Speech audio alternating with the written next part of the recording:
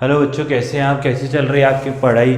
I hope solution and colligative properties का last lecture आपने देखा हुआ है। तो आज स्टार्ट करते हैं, नया लेक्चर है। आज भी थोड़े सम्स करेंगे और धीरे धीरे करके आगे बढ़ेंगे। अभी गोला है at a given temperature vapour pressure of benzene is 400 torr. यानी प्योर बेंजीन होगा तो इतना है, यानी P of P naught A दिया है 400 टॉर,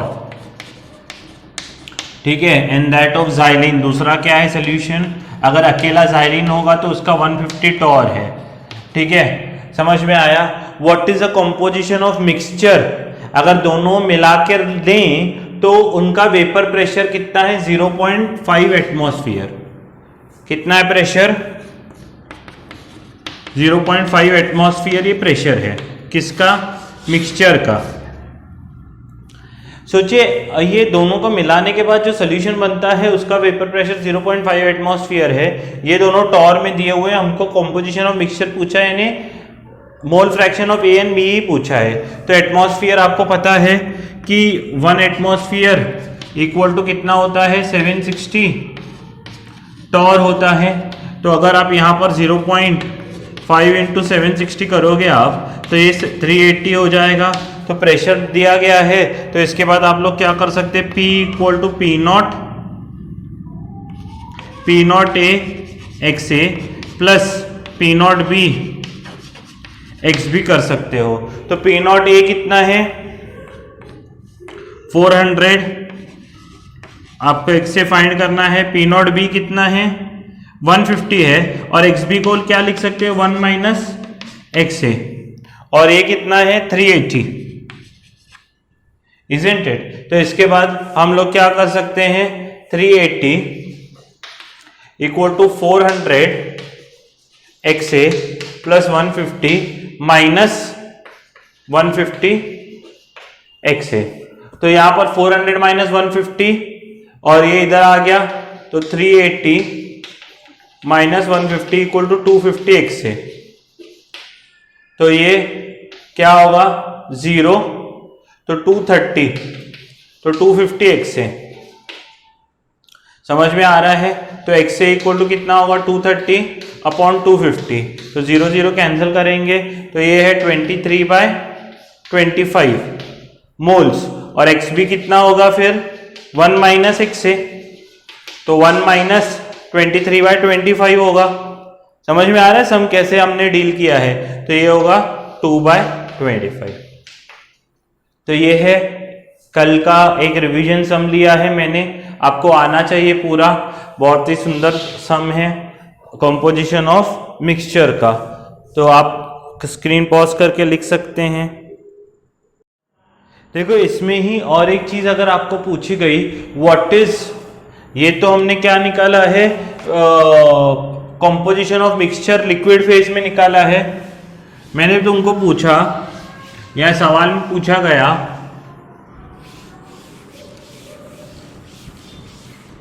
कि व्हाट इज आगे composition in vapour phase. Vapour phase में क्या है, तो कैसे निकालोगे आप? तो उसमें सिर्फ एक काम करना है, Raoult equal to Dalton. Raoult से आपका प्रेशर कितना आता है, P naught X naught P A X A, और डाल्टन ने क्या बोला है, total pressure into Y A. Mole fraction क्या है, वाई ए। तो फिर ये क्या होगा, Y A equal to P A कितना था, पी ए 400 है, एक्स ए कितना आया था, 23/25 अभी अभी निकाला था, और P डिवाइड में चला गया, यानी 380 डिवाइड में चला जाएगा, तो 0 से 0 कट जाएगा, और 5 5 जा 5 8 जा, ठीक है। तो क्या है, 8 इंटू 23, 5 इंटू 38। समझ में आ रहा? तो 2 4 जा 290 जा, तो ये कितना हो जाएगा, मुझे लग रहा है 4 3 जा 12, 4 2 जा 8, 92/95 आ जाएगा, है ना। 92/95 आ जाएगा, isn't it? और फिर हम y भी निकालेंगे, तो y भी वैसे ही निकालेंगे 1 माइनस वाई ए। सही तो है? हाँ हाँ, तो ये क्या होगा 1 माइनस 92/95 यानी 3/95। ये किसका है? What is composition in vapour face. ये भी स्क्रीन पॉज करके आप लिख सकते हैं। अभी यहां ध्यान देना कि मैं आपको क्या सिखा रहा हूं, बहुत ही इंपॉर्टेंट पॉइंट सिखा रहा हूं। ये इसका फाइनल पॉइंट होगा इस पर्टिकुलर डिस्कशन का, चलेगा एक 15-20 मिनट, पर ध्यान से देखना। क्या है, हम निकाल रहे हैं liquid and vapour curve for solution.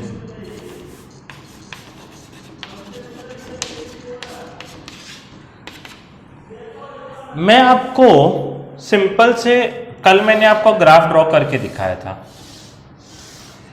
मैंने आपको बोला था कि अगर ये XA इधर 1 होता है तो XB 0 होगा, और यहां पर XA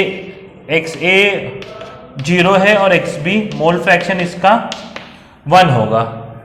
तो XA 1 है, तो यहां इसका मतलब क्या है कि सिर्फ A ही प्रेजेंट है, B तो 0 हो गया है, यानी इसका जो प्रेशर होगा यहां पर ये होगा P0A।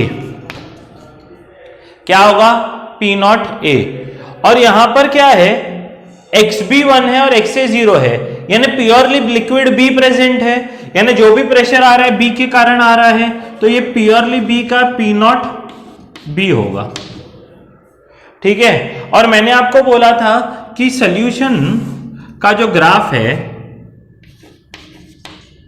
वो इन दोनों एक्सट्रीम्स को ज्वाइन करता है। ठीक है, कल में भी हमने A ज्यादा पकड़ा होगा, B कम पकड़ा होगा, यहां पर A कम है, B ज्यादा है, दैट इज ऑल राइट, कि कोई ज्यादा वोलेटाइल हो सकता है, वो दूसरा कम वोलेटाइल हो सकता है। देखिए हमारे पास एक चीज है जिसको मैं बोलता हूं मोल fraction of A plus mole fraction of B मिलाकर 1 होता है।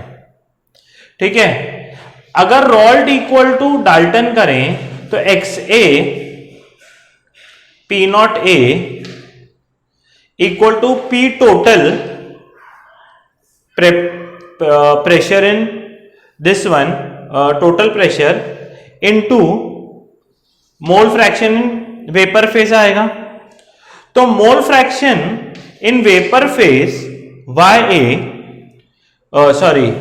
XA लिखा जाएगा P total into YA upon P0A। वैसे ही सोचिए XB क्या लिखा जाएगा, XB लिखा जाएगा P total YB upon P0B। ये कल भी लिख के दिखाया था मैंने। अभी दोनों का सम कितना है? 1 है, तो XA के जगह मैं ये लगता हूं P0 YA upon P0A plus PT YB upon P0B equal to 1। XA के जगह ये लिखा, XB के जगह ये लिखा। अगर आप ध्यान से देखोगे तो अगर PT से दोनों तरफ PT है, मैंने PT को कॉमन निकाल के इस साइड लेके आया तो डिवाइड में चला जाएगा, थोड़ा सा मैथ्स है। YA upon P0A plus YB upon P0B equal to 1 upon PT। ये इक्वेशन है, ये क्या है? इक्वेशन है YA P0A YB P0B upon 1 upon PT। ये याद नहीं रखनी है, सिंपल जो हमारी रॉल्ड्स लॉ की इक्वेशन है, टोटल प्रेशर वहां क्या आता है P0A XA plus P0B XB equal to PT आता है।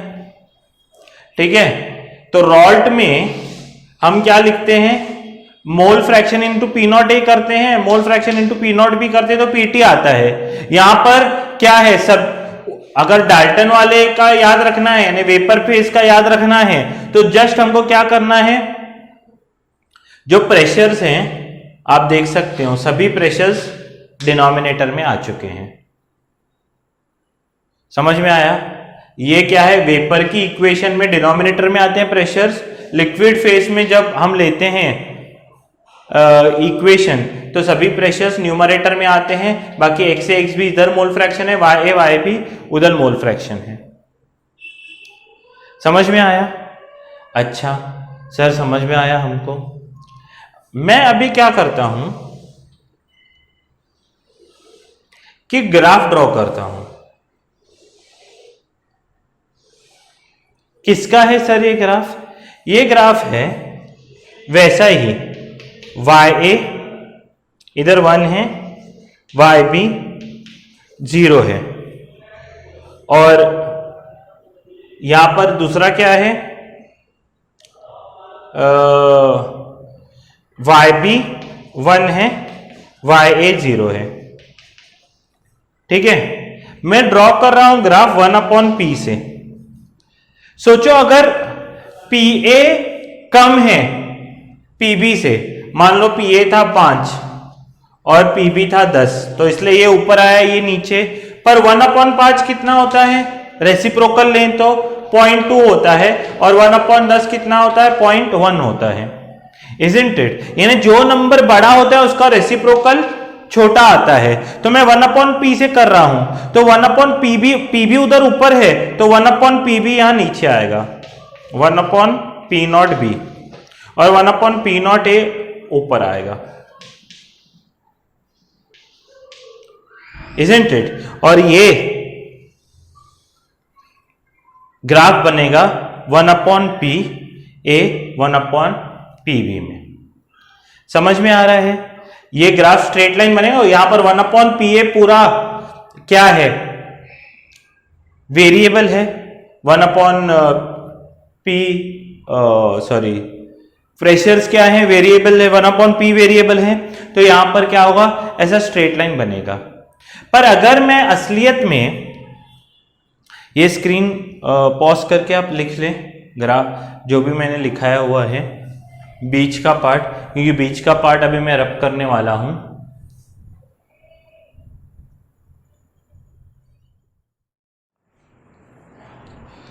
ये आपने लिख लिया है पूरा।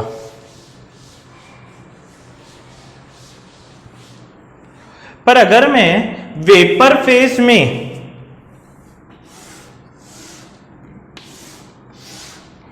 क्या होगा, P0A ऐसे ही आएगा, P0A, और P0B ऐसे ही आएगा ऊपर, और ये YA 1 है यहां पर, YB 0 है, और YA इधर 0 है, और YB 1 है। तो अगर वेपर फेज में यहां तो P0A न्यूमरेटर में था, यहां पर P0A कहां है, डिनोमिनेटर में, प्रेशर्स डिनोमिनेटर में है P टोटल के, तो जो ग्राफ आएगा वो स्ट्रेट लाइन तो नहीं आएगा, वो ऐसा कर्व आता है।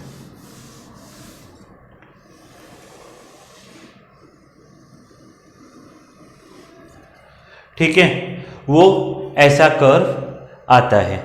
ठीक है, पहले आपने ये ड्रॉ किया था, इसके बारे में मैंने आपको समझाया था, लिक्विड फेज में ऐसा ग्राफ आता है, वेपर फेज में ये ग्राफ कैसे होता है, ऐसा होता है। तो आपने ऑलरेडी ये अलग से ड्रॉ करना है। ये 1/PA का ग्राफ ऐसे आएगा, इसका ग्राफ P0A वेपर प्रेशर के साथ ऐसा आएगा।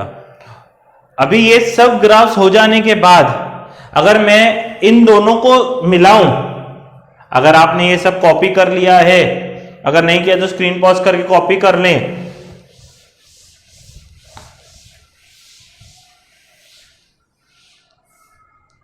इन दोनों को मैं मिला रहा हूं, अगर इन दोनों को मिलाऊं तो ग्राफ कैसे बनेगा, देखो ये जो है P0A है, ये है P0B, और ये है, मैं सिर्फ मोल फ्रैक्शन लिख रहा हूं, अभी मैंने कुछ नहीं लिखा,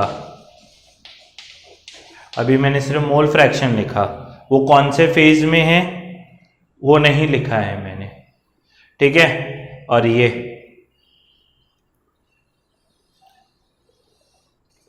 ठीक है, ऐसे उसके नीचे ये किसका है, लिक्विड का।